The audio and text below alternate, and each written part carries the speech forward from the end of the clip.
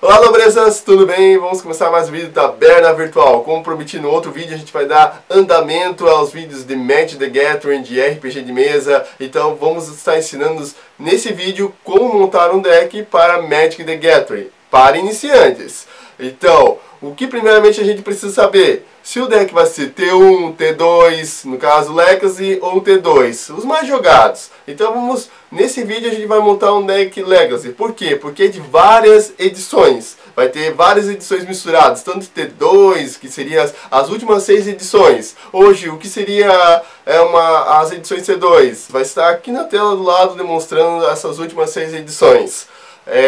E sempre assim, focando que, como se tiver qualquer carta T1, o deck vira totalmente T1. Ele não é mais T2. Se você colocar, eu tenho só a edição base do Magic 2013, por exemplo, e tenho uma carta de Apocalipse, que seria uma edição mais antiga, ele é todo Legacy já, não é mais T2. Beleza, galera? Então a gente vai construir um deck Legacy para iniciantes aqui. Primeiramente, como vou fazer? Vou fazer de criaturas, de magia, feitiços. Esse deck que a gente vai demonstrar aqui vai ser uma mistura. Vamos fazer assim, uma equivalência entre elas. O que seria um pouco de criatura, um pouco de encantamento, um pouco de magia instantânea, feitiço. Tudo um pouco para ser bem equilibrado o deck, para ter uma bela jogabilidade entre assim, 2 jogadores para um lazer, bem legal, beleza? Então, como vai ser um deck de 2 cores, então vamos fazer um deck de uma cor única. Um deck de uma cor única para iniciante é mais fácil. Faz uma cor única e faz um tipo de criatura. Por exemplo, elfo. Se você fazer um deck de elfo, que seria só manas verdes, vai ser mais fácil para você jogar. Claro que um deck de elfo de um profissional, ele é bem caro, porque tem muitas cartas raras, complexas de adquirir no mercado. Beleza? Então, vamos lá para um deck básico, com 2 tipos de terreno. Para iniciantes é bom até 2 tipos. 3 ou 4 tipos de terreno fica bem complicado, porque você tem que ter muito terreno não básico para fazer mais do que 2 tipos de terreno. Por exemplo, terrenos que gerem 2 cores, preta e verde, vão dar uma penalidade, ou eles vão ser muito caros, que nem, por exemplo, as dual, que elas geram uma mana preta e uma mana verde. Elas não têm penalidade nenhuma, elas só entram em jogo virado. Caso você queira desvirar ela, você sofre 2 pontos de dano na primeira vez somente. Colocou ela em campo, eu quero que ela entre virada em campo, então eu sofro 2. Mas tirando essa penalidade, elas são uma mana preta e uma mana verde. Então são 2 manas, mas uma dual é mais do que R$20 normalmente. Perfeito, pessoal? Então vamos lá. Para esse deck a gente vai montar, vai ser um branco e um verde, tipo 1. Primeiramente, eu tenho que ter ideia a quantas manas vão nele. Mais ou menos esse deck vai ter um card de custo 5 e os demais cards abaixo de custo 4. Então se eles vão tendo baixos custos, até 21 terrenos tá legal. Principalmente se você tiver cards que gerem mana. Então esse deck vai ter cards que gerem mana, que facilite esse acompanhamento de manas para jogar as criaturas. Beleza? Então vamos lá. Se eu tenho 26 cards brancos, então eu vou ter que pelo menos ter 13 manas brancas. Essa é a média ponderada que a gente faz. Esse deck aqui vai ter 11 cards brancos, né? E também 8 florestas, que seria 8 cards de floresta. Nós colocamos 2 terrenos não básicos, mas esse terreno poderia ser convertido por uma floresta e por uma planície, simplesmente. Mas são terrenos bem básicos mesmo. O que acontece? Esses terrenos, eles entram em campo, né? Você pode reciclar ele. O que seria uma habilidade de reciclar? Você descarta o card e compra uma carta nova. E eles entram em campo, se você quiser não fazer essa habilidade, eles entram em campo virado e depois eles adicionam uma planície. Um é planície e o outro é floresta. Os 2 podem reciclar e comprar uma carta. Tranquilamente vocês podem trocar por uma floresta e por uma planície, caso não tenha esses terrenos. E também se vocês tiverem terreno não básico, que por exemplo se for montar o mesmo deck, vocês podem colocar um terreno que gere planície ou terreno que gere floresta. Quanto mais terreno não básico você tiver no deck, melhor. Mas também lembrando, Ah, para aquele terreno não básico, você pode colocar até 4 terrenos do mesmo tipo. Não pode colocar mais do que 4 terrenos do mesmo tipo. Que nem esse bosque foi colocado, ele pode colocar até 4 bosques desse tipo, somente. Beleza? Então, as próximas cartas que vão ser colocadas vai ser focando, primeiramente, mana. Então, a gente vai colocar, vamos dar agora um foco no baralho, para vocês terem uma ideia como vai ser constituído ele mesmo. Beleza? Vamos começar com a montagem. Pensando elfo pioneiro. O que ele faz? Quando ele entra em jogo, ele coloca uma outra mana da sua mão básica em campo. Isso acelera a quantidade de mana que você tiver em campo, porque só pode uma mana por turno. Com essa habilidade, você já colocou 2 manas no primeiro turno. É mais fácil para você abaixar as suas criaturas. Como é um deck de criatura, quanto mais mana em campo, melhor para abaixar várias criaturas de uma vez só ou as criaturas mais pesadas. Outra carta que vai ajudar muito é a barreira de raízes. Por quê? Ela é uma barreira que é custos 2 e também era 0,5. Ela aguenta as criaturas até 4 de dano. Então ela é muito boa. Além que ela gera uma mana. Você coloca um marcador nela, 0/-1, o marcador fica permanente. E adiciona uma mana à sua reserva de mana. Daí você pode jogar até uma criatura, às vezes custo 3 ou 4, dependendo da quantidade de manas que você tiver em campo, mais essa mana adicional. É muito interessante. Umas 3 dessa criatura no deck vai ajudar muito. Elfo pioneiro já é mais para 2 mana, 2 elfos tá muito bom, porque ele, ao longo do tempo, ele não é muito bom, porque ele é custo 1/1. Ele é muito básico, mas ele, quando você vem a primeira vez, é bom. Já depois de alguns turnos ele não fica muito bom, ele fica meio inútil até. Vamos colocar como reforço a barreira de aço. Ela é um custo 1/0/4, é para também defender criaturas maiores. Essa criatura, ela é uma barreira, ela também não pode atacar, lembrando que as barreiras não podem atacar. Coloquei ela assim no deck por causa que tem muitas cartas que às vezes dá proteção contra todas as cores. Só que como ela é um artefato incolor, ela pode defender essas cartas. Por isso que é interessante, sempre pensando em vários decks. Beleza, pessoal? Uma criatura para girar o deck é muito bom, esse javali. O que acontece? Ela é um custo alto, né? Um custo 7. Ela é um 6/5. Claro que quando você tiver 7 manas em campo, você não vai fazer essa outra habilidade, que seria reciclar dele. Mas se ele vir já no terceiro turno, é bem interessante você fazer reciclar, porque reciclar é custo 3, você procura um terreno básico no seu Grimório. Você, além de movimentar o Grimório, que é muito bom, você está pelo menos mexendo um pouco nele. Você pega esse terreno e coloca em sua mão e depois você pode comprar um card. 2 compras de card, uma do terreno que você busca e outra de um card aleatório. Esse javali dá um banho mesmo sendo uma carta comum. E caso também ele venha depois que você tiver vários terrenos em campo, é uma criatura muito boa de ataque. Homem-urso, outra criatura bem interessante. Lembrando que o javali é bom sempre colocar 1 ou 2 no máximo.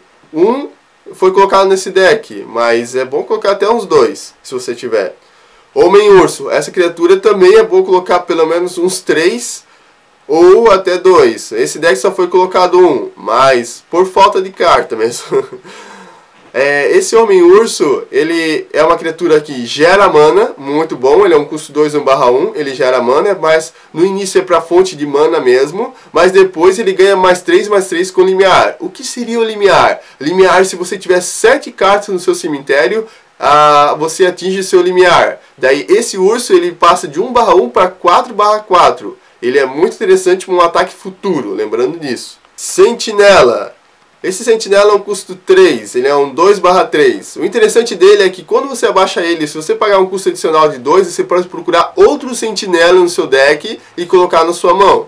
Essa é uma habilidade bem interessante, porque daí você pode movimentar o deck tirando esses sentinelas e jogando como criatura. Como o seu deck é de criatura, você vai ter outras habilidades que vão ajudar as criaturas, que nem encantamentos e feitiços ou mágicas instantâneas. Então é bem interessante você sempre ter criaturas à mão para ser jogado em campo. Sentinela novamente, uns 2 ou 3, sempre lembrando. Mágica instantânea, crescimento desenfreado. É um custo 1, dá +3/3 até o final do turno para a criatura alvo. O que seria essa carta para ter o quê? Pelo menos umas 3 ou outros cards, se você tiver mais interessante, que nem crescimento monstruoso. que ele dá até, tem alguns que dá 4/4 e outros que dá 7/7, que seria outro tipo de crescimento até.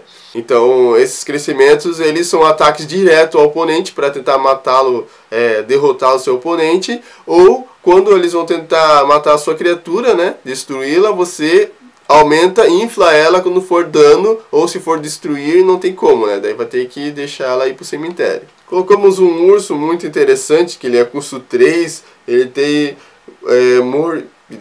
mórbido. O que seria mórbido? Mórbido é quando ele entra em campo e se for criaturas para os cemitérios naquele turno, ele ganha 2 marcadores +1/+1. Ou pode colocar na criatura alvo ainda, marcadores +1/+1. Marcadores, como se diz, é permanente, não é até o final do turno somente. É bom colocar umas 3 criaturas dessa, que como é baralho de criatura, é muito fácil ir criaturas para o cemitério. Então umas 3 até vale a pena. Porque é uma criatura comum, é uma criatura bem barata e é bem interessante até. Como é um baralho verde e branco, sempre é bom colocar cartas múltiplas, que seriam essas multicores. Que esse Troll é muito interessante, esse Troll atacante. Ele é um custo 4, 3/3, ele não vira para atacar. Lembrando que todas as criaturas que atacam, ela tem que virar para atacar, que elas não podem defender. Esse Troll pode atacar e defender ao mesmo tempo. E pagando uma floresta, ele regenera. O que seria regenera? Se causar 3 pontos de dano nele, você paga uma floresta, ele se regenera. Se você destrói uma criatura e não fala que não pode ser regenerada, você pode regenerar ela.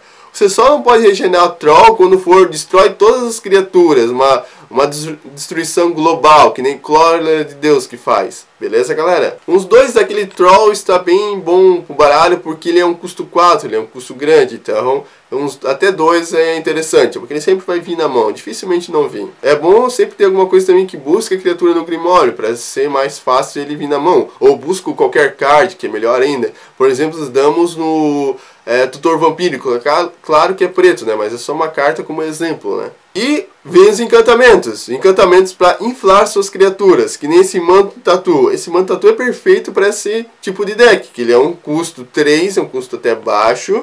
Ele dá +2/+2 para a criatura ganha a habilidade de atropelar e também todo o dano que ela causa você ganha em vida. É muito interessante esse encantamento aqui, para esse deck aqui de criatura, vai ajudar muito ele mesmo, porque além da criatura, por exemplo, se você colocasse no Troll, ele não tem a habilidade de atropelar, então ele ganha a habilidade de atropelar, ele não viraria para atacar, ele estaria um 5/5 e todo o dano que ele causaria eu ganho em vida. Tanto na criatura como no jogador, lembrando disso. Até uns 3 daquele manto seria interessante. E daí sempre colocamos umas criaturas um custo um pouco mais alto, que nem essa custo 5, esse guerreiro, ele é um 6/3.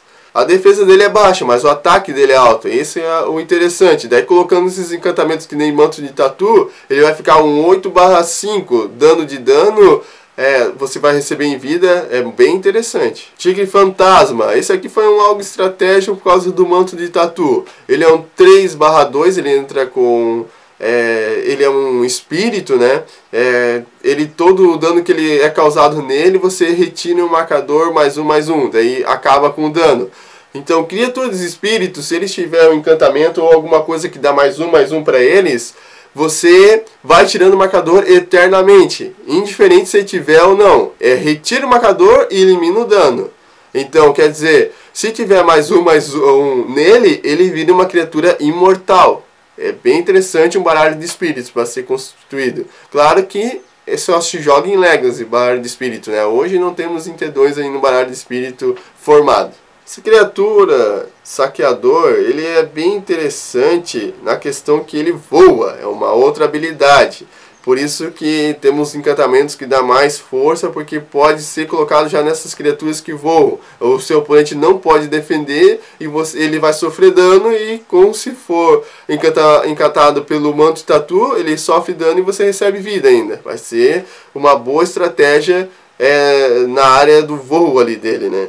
Então, também tem que sempre verificar essa questão que ele custa 2 planícies. Por isso que é mais interessante já colocar, vou colocar 21 manas, sobrou a mana, por exemplo, seria 39 cards, né? Vai sobrar uma mana, então vai ter que colocar uma mana adicional de planície, porque as suas cartas de planície, elas custam 2 da mesmo tipo de mana. Então isso prejudica a parte das planícies. Por isso tem que colocar já mais planície do que mais floresta. A gente colocou ali pelo menos uns 3 saqueadores, que é bom criaturas voar no seu deck. Já como tem a parte branca, então vamos aproveitá-la, né? E aqui nós temos o boleador. Esse boleador sim pode colocar uns 2, mas dessa vez foi colocado um somente.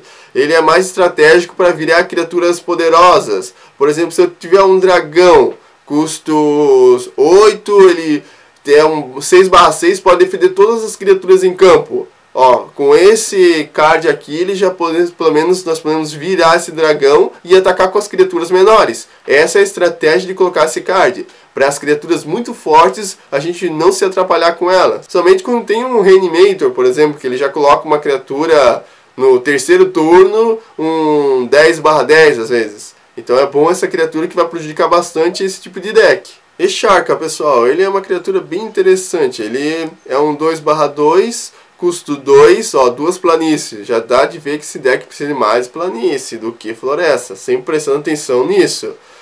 E ele causa 2 e você ganha 2 de vida. Essa criatura é mais para quando o seu oponente estiver faltando 2 de vida. Às vezes tem oponentes que ficam com 2 ou 3 de vida. Você tendo umas 2, 3 cartas dessa, você pode acabar com o jogador, né? Pode derrotar o jogador, porque tem jogador que fica também com uma defesa muito grande e você não consegue atacar ele diretamente, e nem ele consegue atacar você. É bom colocar umas criaturas que tiram vida do seu oponente, né? Ou vira causam de dano, algo assim do gênero. E esse card aqui seria um card bem interessante mesmo para deck que recicla, né? Porque os decks que reciclam, às vezes eles removem a criatura do jogo, mas no final do turno ela volta. Então, toda vez que ela for removida e entrar de novo em campo, que seria nesse caso de reciclar, ia causar o mesmo efeito, 2 do jogador e você ganha 2. Colocamos mais uma criatura que tem a habilidade de voar. Então seria uma criatura básica, custa 3, 2/1. Ela voa somente para poder atacar mais pela parte dos céus, né, como se diz. Beleza? Colocamos uma criatura estratégica, que seria uma criatura para quando você tem muito terreno em campo. Você às vezes não precisa jogar mais terreno em campo, então é bom descartar, que nem essa criatura aqui você paga 2,